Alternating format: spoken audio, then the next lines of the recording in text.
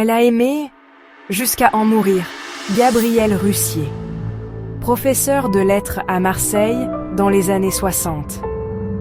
32 ans, brillante, passionnée, mère de 2 enfants, une femme libre, indépendante, admirée par ses collègues et aimée de ses élèves.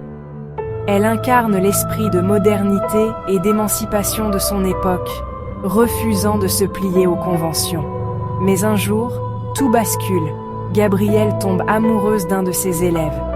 Cet amour, audacieux et sincère, va bouleverser sa vie et défier la société entière. Cet élève, c'est Christian Rossi, 17 ans. Élève charismatique, cultivé, écorché. Entre eux, l'alchimie est immédiate. Ils parlent poésie, politique, révolte, et l'amour, naturellement, s'invite. Mais cette alliance est interdite. La société n'admet pas l'exception. Quand les parents de Christian découvrent la liaison, ils crient au scandale. Ils portent plainte. Gabrielle est arrêtée, menottée sous les regards inquisiteurs. Accusée de corruption de mineurs, elle devient le centre d'un scandale national. Les autorités, déterminées à faire un exemple, orchestrent un procès retentissant. La presse s'empare de l'affaire, multipliant les gros titres et les rumeurs, attisant la colère de l'opinion publique. Le ministère de l'Éducation la révoque sans appel, brisant sa carrière et sa réputation. Isolée, Gabrielle perd la garde de ses enfants.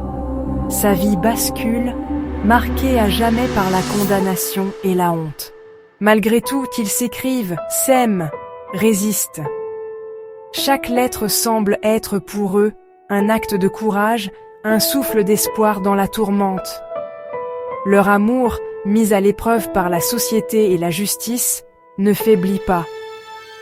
Mais la répression s'intensifie. La justice frappe à nouveau, implacable. Un deuxième procès s'ouvre, plus dur, plus menaçant. Cette fois, la sentence tombe, prison ferme. Gabrielle est incarcérée au Baumette en juillet 1969. Derrière les murs froids, elle puise sa force dans les mots de son amour, rêvant de liberté et de retrouvailles malgré l'adversité. À sa sortie, elle est seule, ruinée, épuisée. Le 1er septembre 1969, elle se donne la mort, par asphyxie, dans son petit appartement à Marseille. Le président de la République, Georges Pompidou lui-même, s'en émeut. Il déclare « Qui ne connaît pas ce qu'est le désespoir ?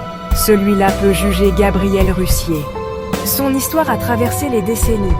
Elle a inspiré la littérature, les documentaires, le cinéma.